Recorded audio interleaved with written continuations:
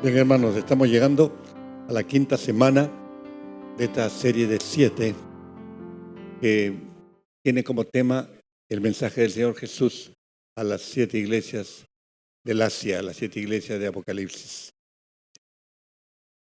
Solamente quisiera, a modo de introducción, que tengamos presente algo que venimos repitiendo a lo largo de la serie, que lo has escuchado muchas veces, pero vale la pena remarcarlo ahora. Son dos conceptos que tienes que tener en cuenta ahora, además del resto que vas a escuchar. Primero, el concepto de muerte. Muerte en la Biblia siempre es separación, ¿correcto? Eso es lo que significa muerte, separación. Y nombre es el segundo concepto. Nombre implica carácter. Es decir, el carácter, la característica fundamental de la cosa, del lugar o de la persona, eso es el nombre. Por eso cada vez que hablemos de carácter, en este mensaje son intercambiables con la palabra nombre.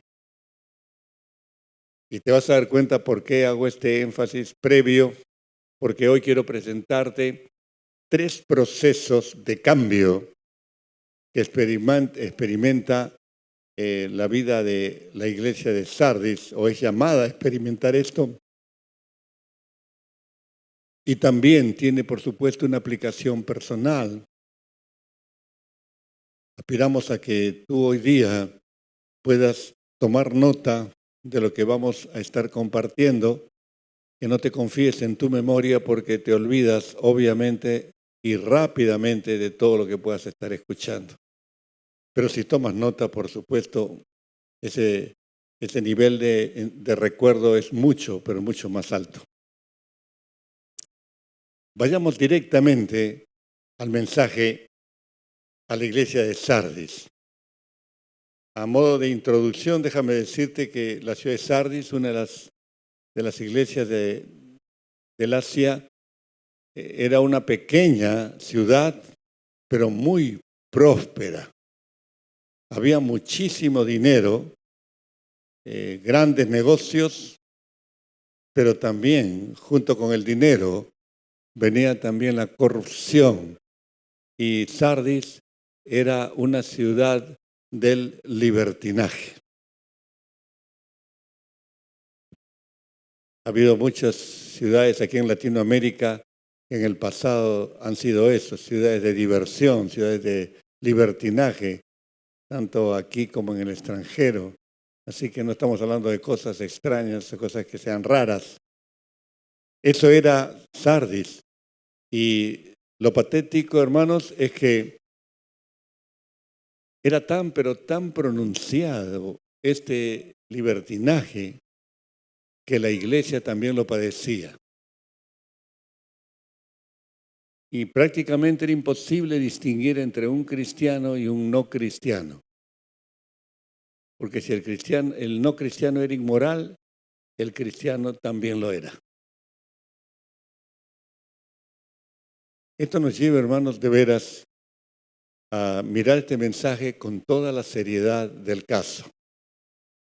Porque estamos nosotros en una disyuntiva como sociedad que enfrenta los mismos peligros y los mismos desafíos. Nosotros tenemos que llenarnos la mente de la necesidad como iglesia. Por supuesto que la iglesia no es otra cosa que la suma de individuos, ¿no es cierto? Pero no debemos perder de vista que Dios nos llama a vivir como en casa en esta sociedad, en esta cultura, pero a la vez viviendo en casa. O sea, te sientes como pez en el agua en esta sociedad corrompida, tú puedas también ejercer un punto de conflicto con la sociedad por sus antivalores. ¿Me dejo entender? Es una tensión insoportable. Vives en la sociedad, vives en la cultura, te mueves, entiendes los valores y los antivalores de esta cultura, pero tú tienes una propuesta inmensamente superior a esta cultura. Y la Iglesia de Cristo no tiene derecho de permanecer callada. ¿Está claro? No queremos ser recordados como la sociedad homofóbica. No queremos ser unidos a esa cultura de odio. El cristiano no odia, pero nos han puesto ese San Benito a nosotros, que somos defensores de una cultura de odio. Mentira. Nosotros tenemos una cultura de vida. Y por eso este mensaje tienes que escucharlo, porque te va a poner frente a la sociedad que cruza con la palabra de Dios todos los tiempos, y tú tienes que tomar decisiones. Ya si después de escuchar este mensaje y los que te vas a escuchar en el futuro, tú optas por esconderte y parapetarte en tu individualismo, es tu problema y le das cuenta a Dios. Yo te aseguro que Dios no me ha salvado a mí por mi linda cara, ni a ti tampoco. Te ha salvado con propósito. ¿Cuántos dicen amén? Y si tú no compras ese propósito, has vivido por gusto tu cristianismo. Patético, ¿verdad? Así que, hermanos queridos, vamos a trabajar la palabra de Dios, ¿sí? Vamos a comenzar entonces con el primero de los procesos. Hablo de procesos, que es lo que estamos viviendo nosotros. Y el primero de los procesos yo lo llamo ese cambio de un carácter imperfecto a otro irreprensible. Si yo preguntara, ¿cuántas personas perfectas hay aquí? Si alguien levanta la mano, le tengo que decir mentiroso, ¿no es cierto? Perfecto no hay nadie. Perfecto solo Dios. Y nosotros necesitamos estar atentos. Y lo que nos sucede a veces es que estamos un poco distraídos, pero si estamos atentos a la palabra de Dios, te vas a dar cuenta que es verdad. No hay nadie perfecto.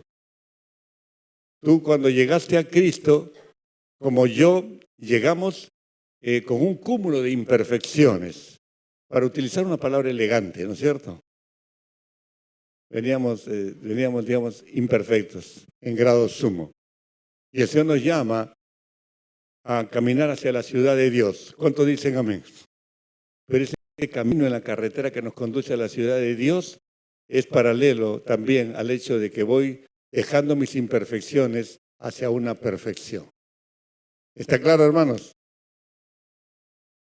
Entonces, si queremos desbrozar el camino que nos haga entender este tránsito de lo imperfecto a lo irreprensible, leamos qué es lo que le dice el Señor a esta iglesia. Mira la segunda parte del verso 1 del capítulo 3. Yo conozco tus obras, que tienes nombre de que vives y estás muerto. ¿Qué te parece? Apariencia espiritual. Biblia en mano, domingo a la mañana, deja cualquier cosa, está aquí. ¿Por qué es cristiano? Porque es domingo. Pero vida cambiada, nada. Esquema de vida igual que el mundo. Y esa no es la voluntad de Dios. Comienza a evaluarte. El Señor conoce tus obras y las mías.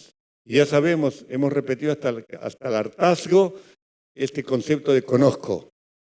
Él está hablando de la omnisciencia divina, ¿no es cierto? Que la tiene Jesús porque Jesús es Dios. Cuando Él dice yo conozco es porque te conoce más que tú mismo. Y por eso necesitamos nosotros cambiar de la imperfección hacia lo irreprensible. Aquí Jesús le dice, estás viviendo una vida de apariencias. Tú te crees cristiano, pero no lo eres. Tú te crees vivo, pero estás muerto para mí. ¿Qué significa muerto? Separado. ¿Está claro? ¿Tienes nombre? ¿Qué significa nombre? Carácter. Un carácter de vida separado de Dios. Mira tu agenda de la semana y verás que la palabra Dios no aparece por ningún lado. Mira tu corazón de la última semana y verás que quizás no le has hablado de Cristo a nadie. Dios ha pasado delante tuyo cantidad de oportunidades para que hables algo de tu fe y te has quedado con la boca cerrada. Cada quien toma decisiones de este tipo, ¿no te parece? Pero lo que le está diciendo Jesús, que a esta iglesia que masivamente tenía apariencia de vida espiritual, le dice, tú estás muerto para Dios. Pero Dios es constructivo. Y Dios le dice, sé vigilante. Está subrayado allí en la pantalla. Quisiera que, para que todos entendamos, cambia vigilancia por despertar. Y entonces el Señor nos está diciendo, despiértate. Sal de ese sopor espiritual que te impide ver lo que sucede alrededor tuyo. Eso es lo que está diciendo el Señor. Sal de ese estado de impotencia espiritual. Sal de ese estado de incapacidad. Ese carácter imperfecto requiere cambios. Yo quería ponerte un ejemplo para que veas cuán dramático es esto. Comparándonos con la vida de Abraham, el padre de la fe. La Biblia dice en el Nuevo Testamento que nosotros somos hijos de Abraham, hijos espirituales de Abraham, ¿verdad? Bueno, él es el padre de la fe. Pero sin embargo, ahora abre tu Biblia en Génesis capítulo 17. Mírala, mira el verso 1. Era Abraham de edad de 99 años, cuando le apareció el Señor y dijo, yo soy el Dios Todopoderoso, anda delante de mí y sé perfecto. Obviamente, yo le estaba diciendo eso a Abraham porque Abraham no era perfecto. ¿No es cierto? ¿Están aquí? Correcto, sigamos entonces. ¿Qué podemos sacar de este versículo 1 nosotros para nuestro carácter de cambio de lo imperfecto a lo irreprensible? Cosas tremendas, hermano. Si el carácter de Abraham era imperfecto, tenemos que leer los versos que siguen del 4 y el 5. Dios le dice, mira, he aquí, mi pacto es contigo, y serás padre de muchedumbre de gentes. Y no se llamará más tu nombre Abraham, sino que será tu nombre Abraham, porque te he puesto por padre de muchedumbre de gentes. ¿Te das cuenta de lo que está pasando?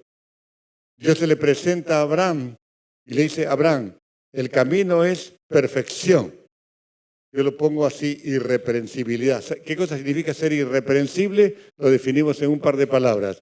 Irreprensible es aquel que no puede ser acusado de pecado. No puede ser acusado. No que tú pienses que eres irreprensible, sino que los demás piensen de ti que eres irreprensible. Esa es la meta. Ahora, Dios pacta con Abraham, le dice, mi pacto es contigo. Y escucha bien esto porque es precioso. Dice, serás padre de muchedumbres. Y no se llamará más tu nombre Abraham. ¿Por qué? Porque Abraham significa padre enaltecido o padre exaltado. Pero padre exaltado, si le había prometido un hijo, habían pasado 10 años y el hijo no llegaba. Y él con 99 años, viejo como estaba, ella con 90 años, con toda una vida de esterilidad. ¿No crees que los zamaqueaba la duda? ¿No te parece? Y él le creyó a Dios, dice el capítulo 15, y ahora han pasado 10 años más y todavía no llega el hijo. ¿No te parece que la incredulidad comienza a golpear la mente de este hombre? Claro que sí. Entonces, ¿qué hace Dios? Le cambia el nombre. ¿Ha cambiado el carácter de Abraham? No todavía. Pero le está diciendo, te cambio el nombre porque tu carácter yo lo voy a cambiar. ¿Está claro? Está hablando de lo que sucede de aquí para adelante. Dios primero le cambia el nombre. Y nosotros necesitamos entender que Dios está diciendo a Abraham, vamos a mirar el futuro. Vamos a mirar el futuro, Abraham. Y Dios te está diciendo lo mismo a ti y a mí en esta mañana, hermano. Vamos a mirar el futuro. Necesitamos nosotros ir al Nuevo Testamento para darnos cuenta todo lo que significaba esto, porque Dios no solamente le cambia nombre, Dios no solamente le ha prometido un hijo y la promesa sigue vigente, sino que Dios le está haciendo desafíos grandes a Abraham. Pero para mí lo más precioso es que Él mismo, Dios mismo, se presenta con un nombre nuevo para Abraham. Dios utiliza muchos nombres. Cada faceta o cada nombre que tú ves de Dios es una faceta de su carácter, porque siempre nombre significa carácter. Entonces, cuando Dios se presenta como yo soy el Dios todopoderoso, en hebreo el Shaddai, ¿no? Significa eso, que todo el poder creador lo tiene Él, lo conserva Él como un atributo que le pertenece solamente a Él. Y le está diciendo a Abraham, te cambie el nombre porque vamos a caminar juntos adelante. Y yo quiero que tú me conozcas como el Todopoderoso. Que nunca te olvides que yo soy el Dios creador, pero también soy el Dios de la resurrección. Yo levanté de los muertos al que estaba así de la tumba. Yo levanté a Lázaro. Yo levanté a Jesús. Yo tengo poder sobre la muerte. ¿Me entiendes, querido hermano? ¿Qué habrá sentido Abraham? No lo sabemos. Pero sí el Nuevo Testamento en Romanos capítulo 4, y te invito a que lo busques. Allí el apóstol Pablo comienza a rememorar esta experiencia de Abraham. Mira los versos 19 y 20. Dice, y no se debilitó en la fe al considerar su cuerpo, que estaba ya como muerto, siendo de casi 100 años, o la esterilidad de la matriz de Sara. Tampoco dudó por incredulidad de la promesa de Dios. Mire esta frase final, sino que se fortaleció en fe, dándole gloria a Dios. ¿Cuántos pueden decir gloria a Dios en este momento? A ver, todos juntos. Qué fácil, ¿verdad? ¿Sí o no? Es fácil. Ahora, si eso lo haces encarnarse en tu mente, adquiere otro sabor. Que tú asombrado le digas, gloria a ti, Señor, porque eso que tú me has prometido, que generó tantas dudas en mi corazón, hoy día comienza a fortalecerse mi fe, teniendo en cuenta tu carácter. Tú eres el Shaddai, el Dios todopoderoso. Y al presentarte así a mi vida, yo sé que tú eres fiel a ti mismo. Yo sé, Señor, que tú no te muestras simplemente para decirme a mí que eres el Todopoderoso, sino que dentro de la multitud de tus atributos tienes otro atributo. Tú eres un Dios fiel. ¿Cuántos dicen amén? Bueno, cuando tú juntas los dos atributos, eso es dinamita espiritual, hermanos. A ver, piénsalo. Piénsalo, por favor. Te va a servir mañana lunes y también el martes. Cuando tú le dices, Señor, yo creo que tú eres todopoderoso. Y yo sé que esa promesa que tú me has dado está ligada a tu poder. ¿Me entiendes? Entonces surge una conclusión básica. Tú, desde tu poder, transitas hacia tu fidelidad. No estoy hablando de alta teología, hermano. Las dos cosas van juntas. ¿Cuántos creen que Dios es todopoderoso? ¿Cuántos creen que Dios es confiable, que es fiel? Las dos cosas van juntas. Si Dios te ha hablado en una oportunidad sobre esa cosa que todavía no te da, y tú ya estás dudando, ya a lo mejor ya no oras con la misma ansiedad, con el mismo fervor de al principio, porque a lo mejor el diablo te ha metido un pensamiento en tu mente y te ha dicho, no, Roberto, no, Dios no va a pensar en tu petición. Él está preocupado porque Trump acaba de subir al poder. Él está en las cosas mayores. Tú, Roberto, eres de bajo nivel. ¿Te das cuenta, hermano? No, hermano, a Dios le importas tú. Él lo puede hacer. Él desea una relación personal contigo.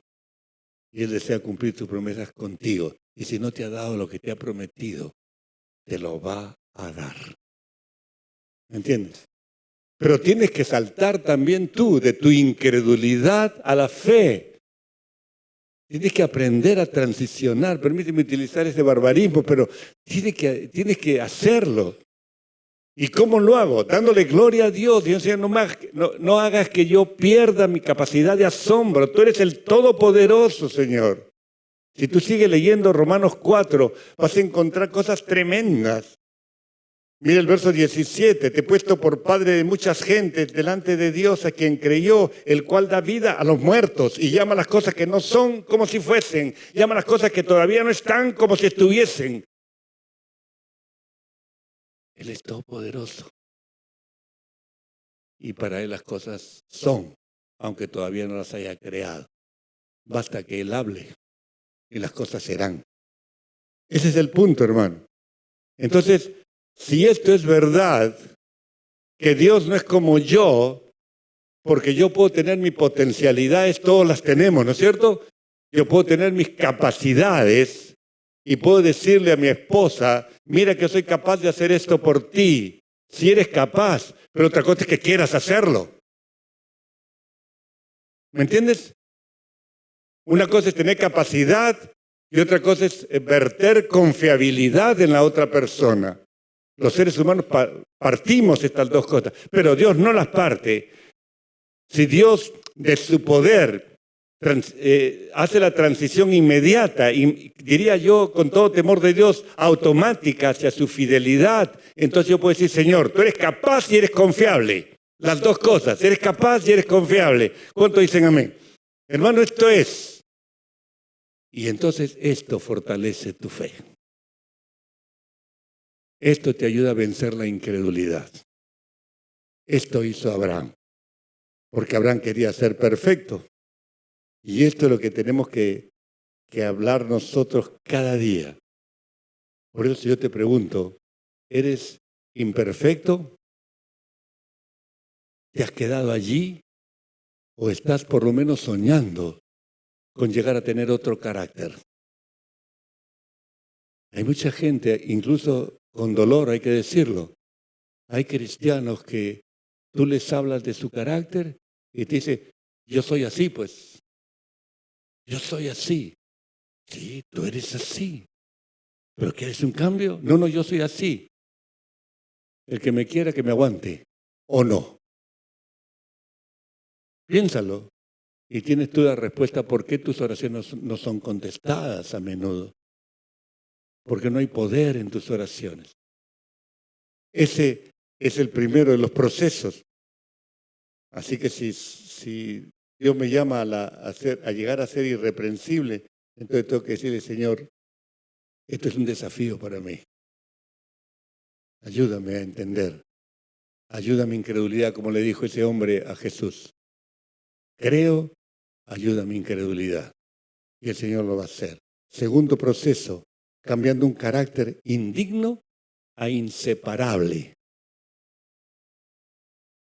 Si tú los anotas, los dos conceptos, dice, pero ¿qué tiene que ver la indignidad con el ser inseparable? No parecen tener relación. Bueno, lee los versos 3 y 4 de este mensaje del Señor resucitado a esta iglesia infiel. ¿Qué dice el verso 3 y 4? Acuérdate, paremos ahí un instante, acuérdate. Lo mismo que sé vigilante, que significa despiértate. El acuérdate significa ten en cuenta. Ten en cuenta. Esto no puedes olvidar. Ten en cuenta. Esto es lo que le está diciendo. De lo que has recibido y oído y guárdalo. Y arrepiéntete. 4 cosas le dice a los miembros de esa iglesia.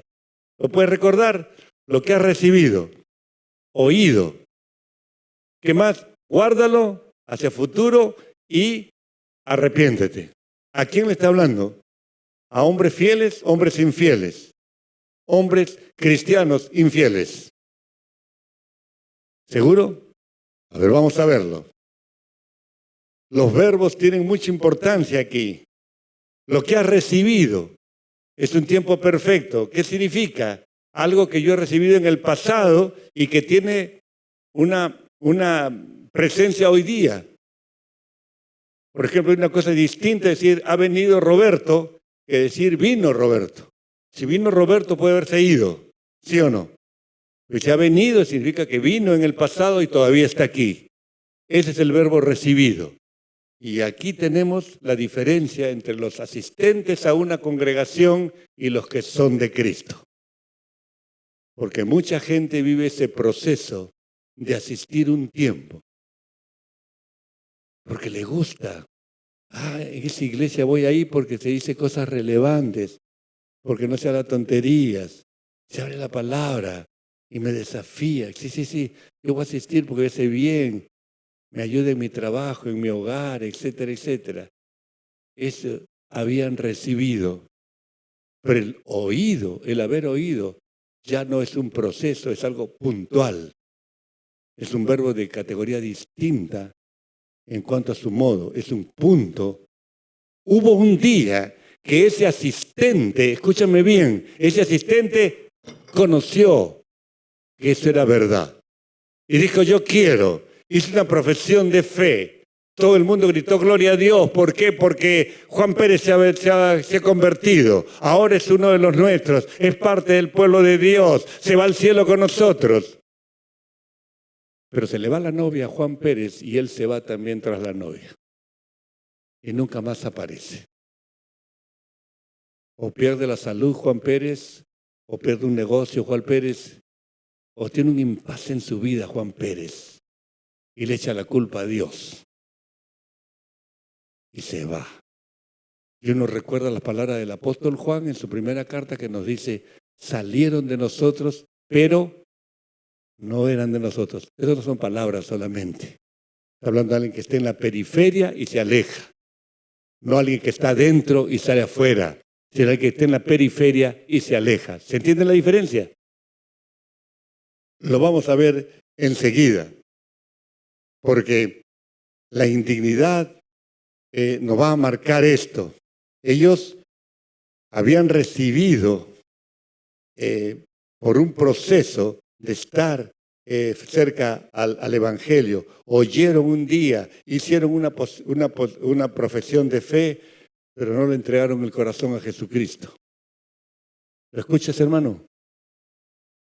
Parecían cristianos, pero no lo eran. Por eso le dice, eso que has escuchado y que un día te conmocionó, pero solamente en el nivel emocional, hoy día es el día para ti. Y yo anhelo que todos los que están aquí y todos los que están viendo este mensaje en los 5 continentes por internet, en este momento, en tiempo real, puedan querer, Señor, lo que estoy oyendo ahora, lo quiero para mí y para hoy. ¿Cuántos dicen amén? Quiera Dios. Que nadie diga lo quiero como algo que si quieres ponlo en mi bolsillo. Sino que yo lo anhelo, yo lo quiero. Y por eso el Señor le dice, lo que has recibido y lo que has oído, guárdalo. Y lo cuarto es lo importante, arrepiéntete, igual que a la otra iglesia. Es decir, no le está diciendo, Roberto, tú eres un hijo de Dios, pórtate mejor, como le decimos a nuestros niños. No. Está hablando de cambio de rumbo, cambio de mente. De eso está hablando. En una palabra, está hablando de conversión. De eso está hablando. O sea, está hablando a gente nominalmente cristiana que asiste a la iglesia, pero pronto se irá. ¿Me entiende? Porque no ha tenido un encuentro con la gracia de Jesucristo. No ha tenido un encuentro con Dios. ¿Está claro, mis hermanos? Entonces, a ellos va ese mensaje de los versos 3 y 4. Tienen un carácter indigno. Mira cómo lo ve el Señor. Cuando hay una conversión, es un cambio de rumbo. Yo camino en un sentido y doy media vuelta y camino en el otro sentido. Eso es conversión. Y eso tiene pasaje de ida nada más. Uno no vuelve a lo anterior. Eso tiene que quedar claro en nuestros corazones. Mira lo que dijo el Señor en Mateo 24. Mira cómo lo pone el Señor.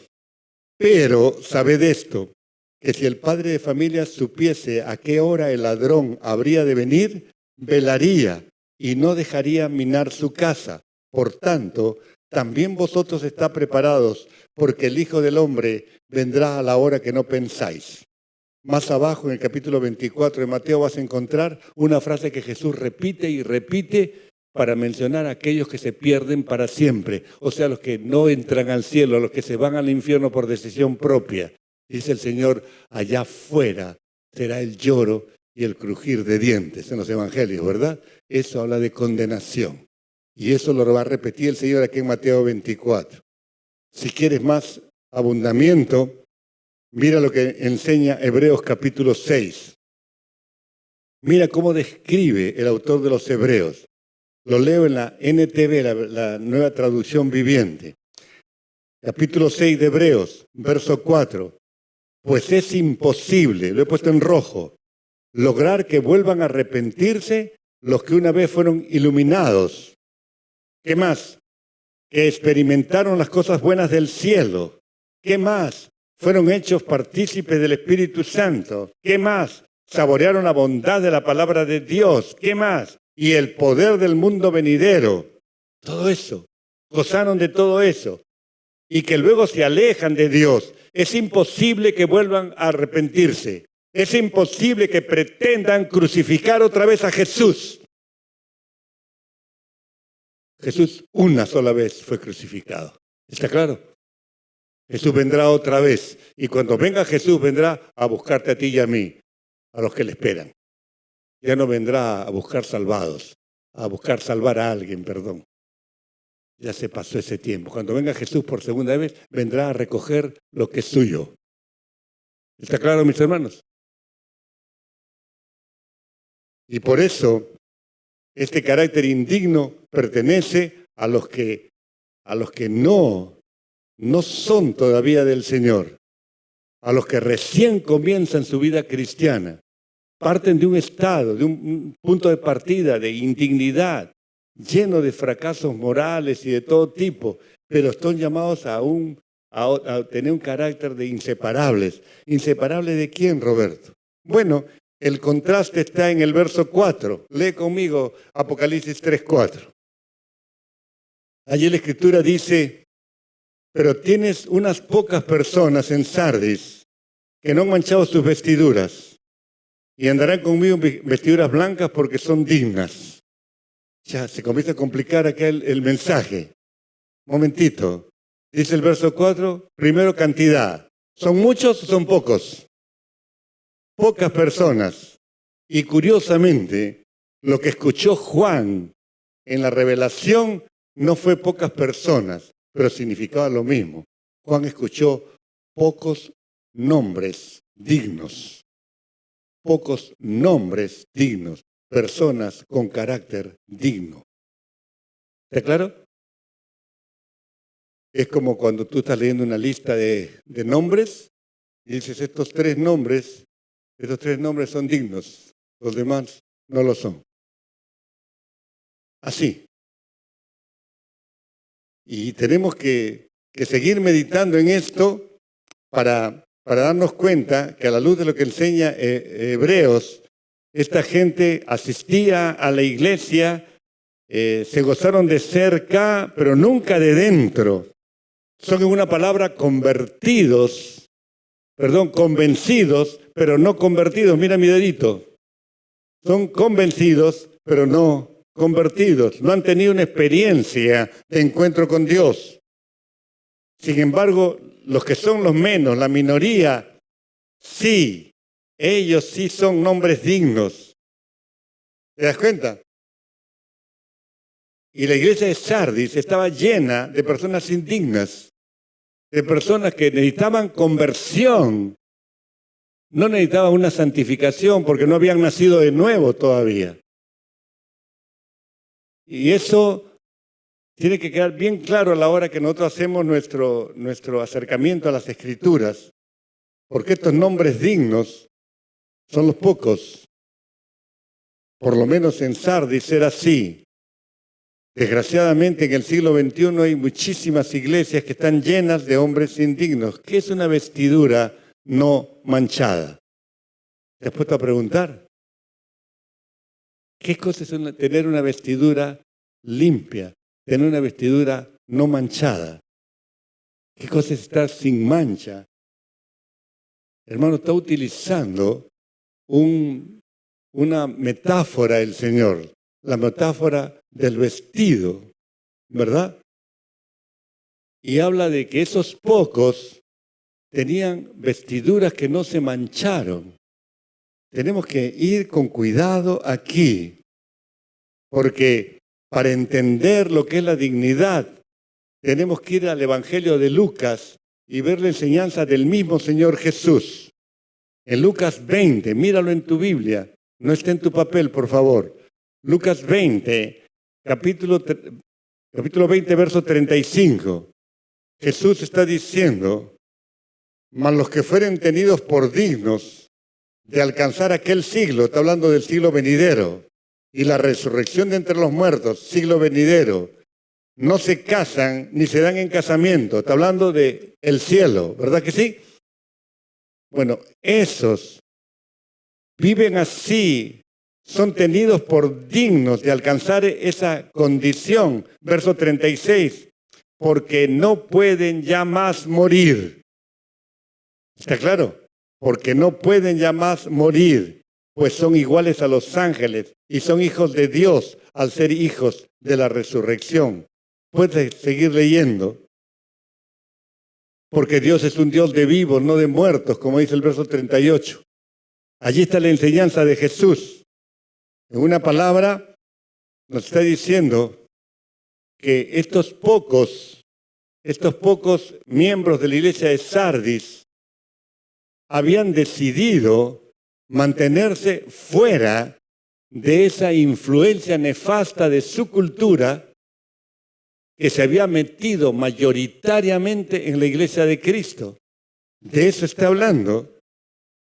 Y Jesús sabe lo que está diciendo. En Lucas, el capítulo 20 y el verso 35 nos dice qué es lo que significa realmente el ser o tener un nombre digno, como estamos diciendo. Jesús un día, en Juan 8:46, Jesús en su confrontación con los judíos le dice, ¿quién me redarguye de pecado? ¿Te acuerdas? ¿Quién me redarguye de pecado? Los desafía, es decir, ¿alguno sabe que yo he pecado en algo? Dígamelo ahora. Porque ese es el concepto verdadero de irreprensibilidad. Ese es la primera parte, el primer cambio, ¿no es cierto? Ahora el Señor dice que los que viven esta dignidad ya no pueden morir más. Serán como los ángeles. Entonces podemos hacer una conclusión de esta enseñanza. Si muerte en la Biblia siempre es separación, la muerte eterna es separación eterna, ¿no es cierto? Y en contraste, la dignidad es comunión eterna. ¿Lo captas?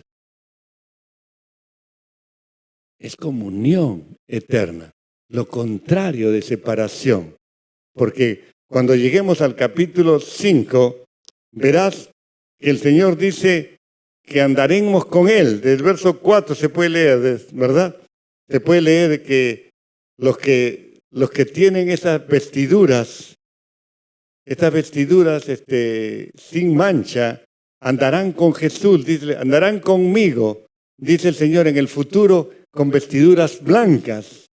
Y esa es parte del tercer cambio que nosotros necesitamos entender.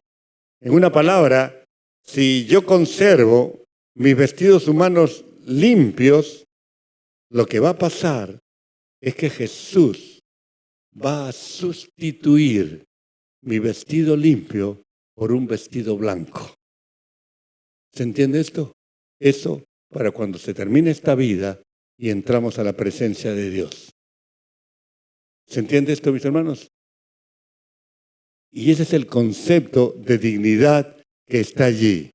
Personas que no les preocupa la presión cultural. Y eso parte, quiero serlo lo más claro posible, eso parte desde lo más elemental, porque siempre el medio es parte del mensaje, mis hermanos.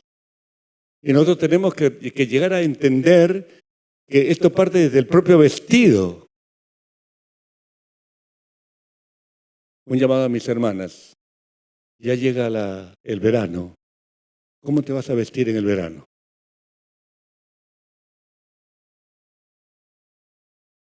¿Vas a ser objeto de pecado para las miradas torvas de los hombres de nosotros?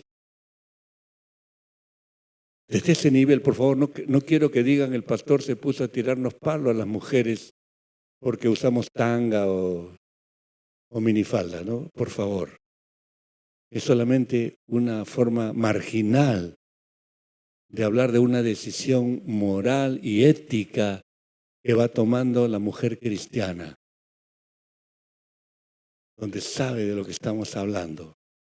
Esta es una metáfora que se inicia en la forma como yo me visto, porque quiero tener una vida digna delante del Señor.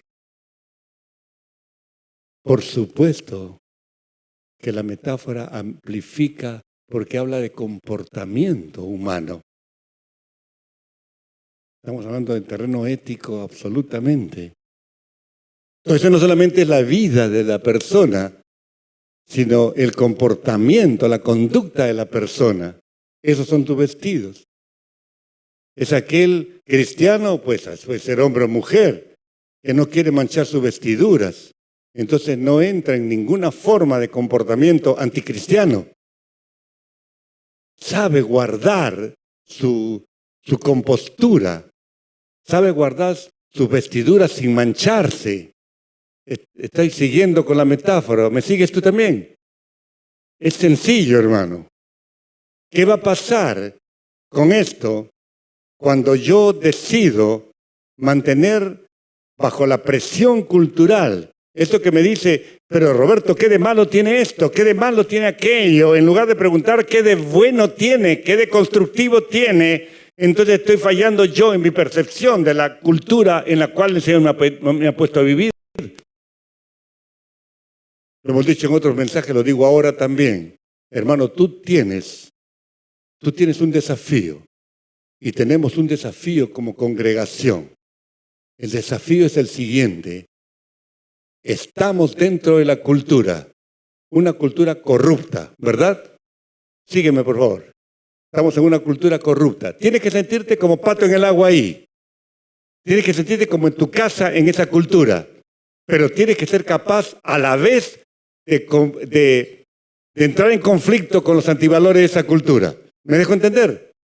En la medida que esa tensión sea insoportable, tu vida será totalmente sana. Yo guardo silencio para que lo carbures, hermano. Te mueves en la cultura, no te metes en un convento y te aíslas de la sociedad, porque somos llamados a ser sal de la tierra, luz del mundo, ¿verdad? Te metes en la cultura. Nadie te dice es un tipo raro, anda con su libro negro, el día domingo no dice nada, quiere estar metido en la iglesia. Parecemos raros, pero no parecemos distintos. El ser santo no es estar en un altar. El ser santo es ser distinto, ser diferente, mis hermanos. Eso tiene que ser computado por ti en tu comportamiento diario. Es una decisión que tomamos nosotros delante del Señor. ¿Cuál es el premio? Bueno, es el tercer cambio. El cambio tercero es un cambio de carácter desde la calidad de ignorado a la calidad de insuperable. Son dos posturas, dos posiciones. Todos somos ignorados, o casi todos, porque quizás tú nunca estés en la primera plana de un periódico, pocos cristianos llegan a ser relevantes a la sociedad, de modo que sirvan de titulares de los noticiosos. O sea, partimos de un punto de ignorancia. Somos ignorados por la sociedad, pero no somos ignorados para Dios. ¿Sabes? Hay un pasaje en el libro de los Hechos, y déjame contártelo en pocas palabras. En el momento que Pablo está predicando el Evangelio, había unos judíos, todos hijos de un tal Esceva, un judío. Entonces escucharon que en el nombre de Jesús Pablo echaba fuera demonios y todo lo demás. Entonces ellos comenzaron a exorcizar gente. ¿Y sabes cómo exorcizaban? Te conjuro en el nombre de Jesús que predica Pablo. Así. Un día se encontraron con un endemoniado y el endemoniado le sacó la mugre a los 7 juntos. Pero me da la atención lo que le dijo el demonio a esos siete charlatanes. Le dijo, ¿sabes qué? Yo conozco a Jesús. Yo sé quién es Pablo. ¿Ustedes quiénes son? ¿Me dio esa pregunta? El demonio estaba diciendo, yo conozco a esos dos porque en el mundo espiritual no hay NN. En el mundo espiritual no hay anónimos. En el mundo espiritual cada quien es cada cual. Cada uno tiene su nombre. Ese demonio podía decirle, yo conozco a Jesús, conozco a Pablo, pero ustedes son anónimos. Ustedes no son nadie. Y los mandó heridos a su casa. Vale la pena aplicar esos pasajes de la Escritura a lo que estamos conversando, mis queridos hermanos. Cuando el Señor dice en el verso 5, el que venciere será vestido de vestiduras blancas, está hablando de un proceso tremendo. Primero, dice, no borraré su nombre. Y cuando dice, no borraré su nombre, es que en la cultura del siglo I, en el mundo israelita, tenían un registro de los que eran ciudadanos hebreos.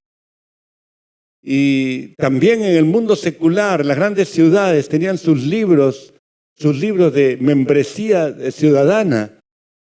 Y escribían ahí a todos los nuevos ciudadanos. Si alguno tenía comportamiento indigno, lo borraban. Cuando uno moría, lo borraban de ese registro. No tenían otra condición. Entonces es algo que culturalmente los lectores tenían que escuchar, que Jesús se lo había dicho a Juan. Entonces Jesús dice, bueno, esos registros humanos se borran, pero en el libro de la vida que está en el cielo, el verdadero libro, allí tu nombre está inscrito, hermano. ¿Me entiendes? El día que tú entregaste tu vida a Cristo de corazón, conociste la gracia de su perdón porque Él pagó por todos tus pecados. Desde ese momento tu nombre está inscrito en el libro de la vida y nadie lo va a borrar. ¿Me entiendes? Cuando la Escritura dice no borraré, ese no es una doble negación en el idioma que fue escrita la Biblia. Es como decir nunca jamás, de ninguna manera. Así está diciendo el Señor resucitado. Así que, por lo menos mi nombre, hermano, después de ahí, yo te pregunto si el tuyo está. Ese es de regalo. Tú puedes decir, amén, el mío también, Roberto. Gózate en esa realidad, hermano. Eso es para los verdaderos creyentes, nada más. No para santos, más santos, menos santos. No, si está escrito, tú entras. Si no está escrito, no entras. El que tiene al Hijo tiene la vida. El que no tiene al Hijo de Dios no tiene la vida. Apocalipsis 20 va a enseñar que todo aquel que no se halló su nombre inscrito en el libro de la vida, al lago de fuego. Se acabó. Así es la cosa en el mundo espiritual. Pero dice más, este cambio de vestiduras, porque las vestiduras humanas, estos pocos nombres dignos, como se ha descrito, tenían sus vestidos limpios, sin mancha. Quiere decir que no se habían contaminado con los antivalores de la cultura. ¿Está claro? Entonces, cuando llegan a la gloria, la Escritura dice que el Señor les sustituye ese vestido humano y son revestidos con esa vestidura blanca. Es otra metáfora, la vestidura del cielo. Revestidos. Mira cómo lo pone el apóstol Pablo en 2 Corintios capítulo 5, verso 4. Allí Pablo dice, porque asimismo los que estamos en este tabernáculo gemimos con angustia. ¿Por qué, Pablo? ¿Por qué un cristiano tiene que gemir con angustia? Sigue leyendo. Porque no quisiéramos ser desnudados, sino revestidos. Propósito, para que lo mortal sea absorbido por la vida. Ahí tiene la clave. ¿Qué está diciendo el apóstol Pablo? Está diciendo que esta idea de revestimiento habla de una nueva vestidura que el Señor me va a dar a mí, te va a dar a ti el día que tú mueras y entres a su presencia. Él te va a revestir. Es decir, tú llegas con tus vestiduras de vida, no contaminada con los antivalores del mundo, y la Escritura dice que el Señor te pone un revestimiento encima. Y este revestimiento tiene el poder de absorber el interior, de absorber ese vestido humano que yo había cuidado tanto. ¿Entiendes esto, mi hermano? Qué precioso que es. La Escritura nos muestra esta idea del revestimiento. No solamente cubre, sino absorbe. Lo mortal es cambiado por algo lleno de vida. Tú allí en la gloria tendrás el mismo cuerpo que tienes ahora, pero es un cuerpo transformado. Es un cuerpo eterno, carne espiritual, semejante al cuerpo que tenía Jesús después que resucitó. Jesús podía comer con los apóstoles, ¿te acuerdas? Pero podía atravesar paredes, ¿o no? Carne espiritual, distinta de esta carnecita que tenemos ahora que se pudre. ¿Entiendes? Qué consolador para nosotros los cristianos saber que has perdido un miembro, tu cuerpo eterno lo tendrá. Si ha sido dañado tu cuerpo de alguna forma, el cuerpo nuevo no será dañado. Sin embargo, el cuerpo de Jesús tendrá por toda la eternidad las marcas de la cruz. La marca en su costado, la marca en sus pies, para que tú siempre sepas que ahí está la señal de tu salvación. Que si estás en el cielo, no es porque fuiste buenito o buenita, sino porque Él pagó la cuenta. ¿No es precioso esto, de verdad? Esto es este primero de los dos regalos, inscrito en el libro de la vida. El segundo regalo es un aval que hace el Señor para los fieles. Mira lo que dice el capítulo 5. Y confesaré su nombre delante de mi Padre y delante de sus ángeles. El que tiene oído, se repite en todas las iglesias, ¿verdad? Pero un autor dice, hermano, que todas estas expresiones contribuyen, escúchame bien, a destacar la categoría espiritual de los que pertenecemos a Cristo. Por eso es que estamos hablando de este cambio de carácter de lo ignorado a lo inseparable. ¿Cómo es que yo sé que voy a ser inseparable de Jesús? Por el propio aval que el Señor le da a mi vida. Mira lo que dice Apocalipsis 3:21. Al que venciere le haré que se siente conmigo en mi trono, así como yo he vencido y me he sentado con mi Padre en su trono. Jesús no solamente no borrará, sino me confesará y colocará mi nombre como un vencedor en un lugar insuperable. No hay más alto que eso. ¿Cuál es ese lugar? su trono, al lado de Él, en el trono de su Padre, del Dios Padre. Eso dice Apocalipsis 3:21. ¿Cuántos quieren eso? Eso es lo que Dios está prometiendo a los vencedores. Aquí, hermano, es tremendo. Es decir, pensar en este lugar insuperable es el honor más elevado que puede concebir un cristiano. Implica un reconocimiento universal. A ti no te debe importar no ser famoso aquí, conocido aquí. Te debe importar tener ese reconocimiento eterno en las entidades celestiales, hermano. ¿Crees o no crees? Lo dice Dios, el que es fiel. ¿Te das cuenta, hermano? Así que depende de ti. Termino con esta frase. Woody Allen, ese famoso artista, ¿sabes lo que dice? Dice, bueno, el comentarista habla de esto. Le preguntan a Allen sobre su concepto que tiene acerca de la muerte. ¿Sabe lo que contesta de Woody Allen? Dice, no es que tenga miedo a morir, dice él. No tengo miedo a morir. Solo que no quiero estar ahí cuando ocurra. ¿Me captaste? No, yo no tengo miedo de morir, pero no quiero estar ahí el día que ocurra. A ver, dime tú si no es una declaración de un tipo que está loco. Tiene que estar ahí y va a experimentar la muerte, porque en Adán todos morimos. Eso es lo que dicen las Escrituras. Pero es que comprendemos por qué habla así, porque realmente la muerte es lo más desconcertante que puede experimentar el ser humano. No tenemos ninguna clase de control, no podemos escapar de la muerte. Pero la muerte es nada para el Dios verdadero, para el Todopoderoso. Sobre todo si la muerte va unido a ese deseo de un cambio de vida. La pregunta es si tú y yo tenemos esa esperanza. ¿Qué te parece si podemos orar en este momento? ¿Qué te parece si ponemos este tiempo a solas con Dios?